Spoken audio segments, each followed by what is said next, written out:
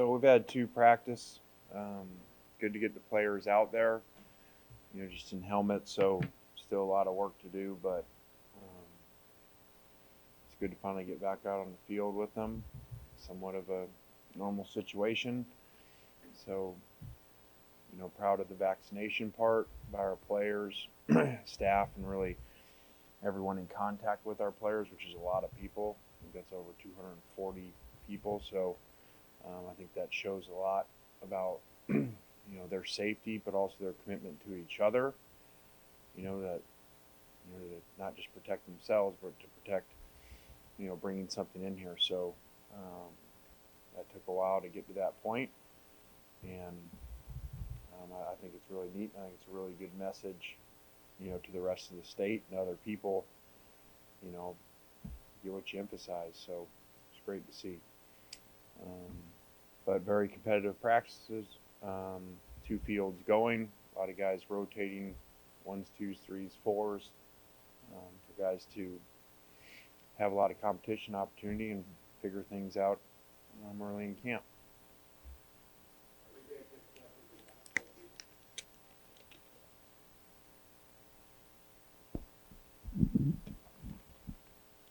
Lane, it looked like this morning John Rice was taking a lot of reps at the slot, and mostly at the slot, not in a white quarterback jersey.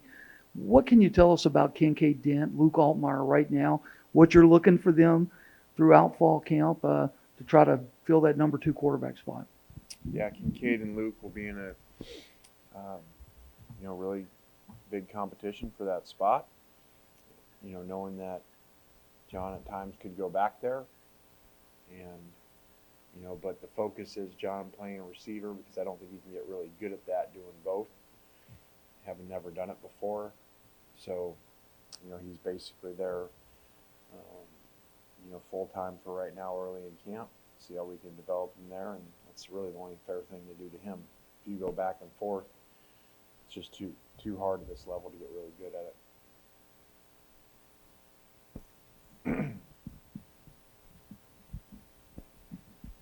You brought up the vaccination. Obviously, that was a story that dropped yesterday. When we saw you at media days, you didn't really want to discuss the numbers. What kind of happened between then and now, and how did you guys kind of make that rally fairly quickly?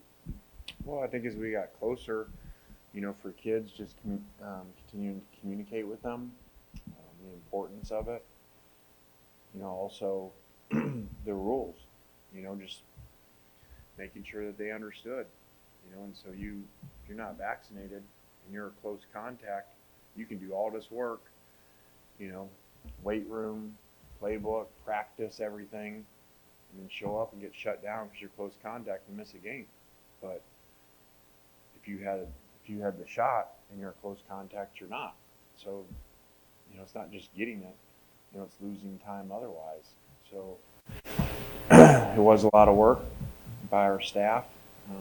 Our coaches started it by our coaches being 100%. So we're going to go tell them, something to do, and our staff's not 100%. That doesn't make a whole lot of sense. So I think that helped them too, knowing that their coaches had all done it, and then it kind of just spread through the building that way. Obviously, getting 240 people to agree on anything is difficult. What was the resistance like, and at what point did you guys actually hit that 100% threshold? That was a while. Like I said, that was a lot of work and a lot of different conversations. And sometimes, these are kids, so sometimes it was not just conversation with them. They were okay with it, but it would be a parent or a relative that wasn't. So that was not, we didn't get to 100% till right towards the end. And I just think as it got closer to that, kids saw, the reasons that everybody else was doing it for their team. And, I don't want to get into a big argument about what's right and wrong, but I think it's irresponsible not to. So I know I'll be criticized for that, but I think it is. So in, being a college football player, this is like, say to them, it's not this is different than a normal job. You're coming in, you're near these guys, you're impacting people's ability to play the games on certain weeks and getting shut down. So, this is not a normal job where you can just stay at home and zoom in on Saturday. A little bit different.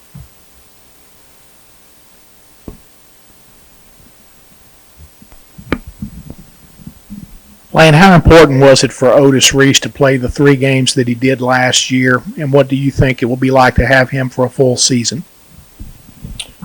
Well, that was a long year for him. Obviously we were grateful when it happened, but he went through a lot of ups and downs because it would look like it was close, then it wouldn't happen, and so I was just happy that he stayed with it. Did such a great job on service team, but stayed in the game plan.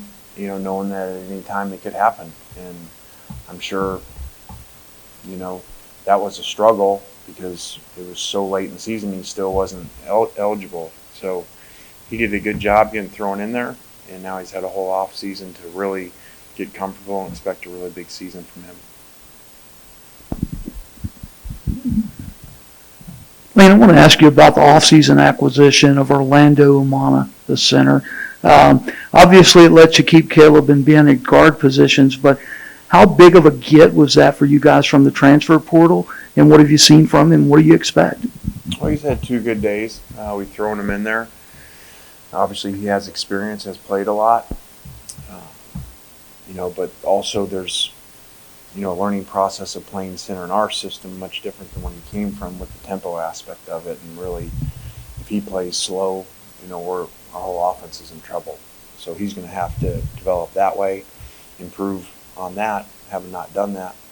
But it does, if he can do that and play well, I think it allows us to play people at the right spots then, and for Ben, I think his best spot for the next level is guard, so it allows us to do that.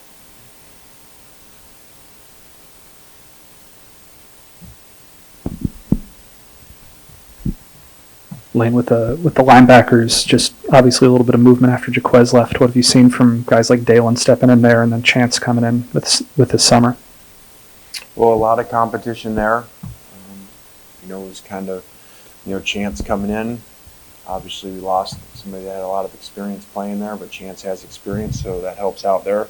Chance has done a good job playing some more, 2 different positions through 2 days. So it's good to have.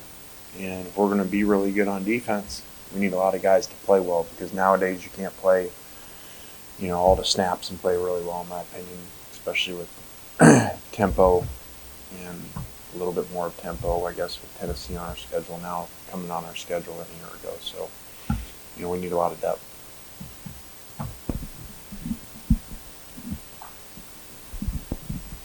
It looked like Orlando was taking reps at center, and Ben Brown had moved over to guard. Is that something that you foresee kind of going forward? Is that just sort of working through it? How do you kind of see that shaping up? You kind of missed that last part right there, didn't you? Yeah, that allows Ben to play, like I just said, his position that he really should be at for the next level, and that puts our guys in the best position. So that's the direction we're headed, and why we repped it that way. Lane, what can you tell us about the competition at the slot? We talked about John Rice Plumlee, but what about Jacour Pearson and others who may be getting reps there? Well, there's a lot of guys there. We've actually discussed just today moving 1 or 2 outside because there are so many, guys there when Plumlee comes into it. And so it's very competitive. Plus, we have some of our older guys playing in there some. Trying to figure out even what the best lineup is to start with. So without going into too much detail who's playing where, it's a very competitive spot and a number of guys there. Hey Lane, last year defensive back was a problem for you guys when anybody went down with COVID or an injury or whatever. It looks like the freshmen that you brought in are all either ready to contribute or close to contribute, being able to contribute. How close do you think you guys are to having what you want back there? Well, I think it is a good mix of some veteran players that return with a lot of young players. They obviously all won't play this year, but eventually, that's going to be a really deep group as those guys get older. So I think it's a really good mix. We do a lot of multiple things where there's a lot of DBs on the field at the same time. So I think there'll be a lot of opportunity for those guys to play and play a number of different spots.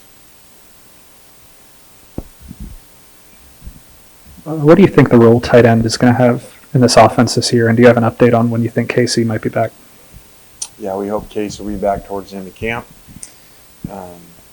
We just we try to run our system, run our plays, and then as we figure out, our personnel, we start to move our systems based off of that. As we figure out what that year will be, it's why our offenses look different every year. So we'll figure that out because we don't have much experience there at all. So we need to see how much those guys can do, and then that'll decide how we figure out how we play. Wayne, you've got some new faces on the defensive line, particularly defensive tackle. What are your expectations for Isaiah Heighton, Jamon Gordon, even Taiwan Malone at this point? What do you hope they can bring to this team? Well, Taiwan is limited right now in what he can do early in camp. So, but we recruited him for a reason. Great looking body, skill set of what they're supposed to look like and be able to move. So both junior college guys being here in the spring was big for them, to get work because we got to play better up there. So we need our returners to play better. We did not play well on the defensive line, especially on the interior part, and that'll make everybody play better when those guys do.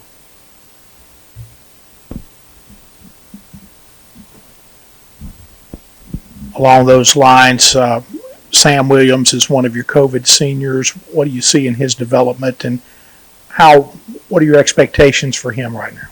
Well, we need Sam to play more consistent. Sam was an up and down player. Would have spurts of games where he would look like an NFL guy, that we were, really excited about, and he'd have spurts that he didn't. So he needs to become more consistent. He's missed time with us, over the time of being here, and so, he needs to continue to get better and stay out there on the field. You said a couple weeks ago that you were looking forward to seeing Jerry on in a couple of new roles. Have you gotten to see anything these first 2 days yet, or just pure running back? Some stuff and some individual things, but the schematic stuff will come a little bit later. The first few days we try to run our base plays, so we can't tinker that really for a player, because you got to fit things to how they work for the defense also.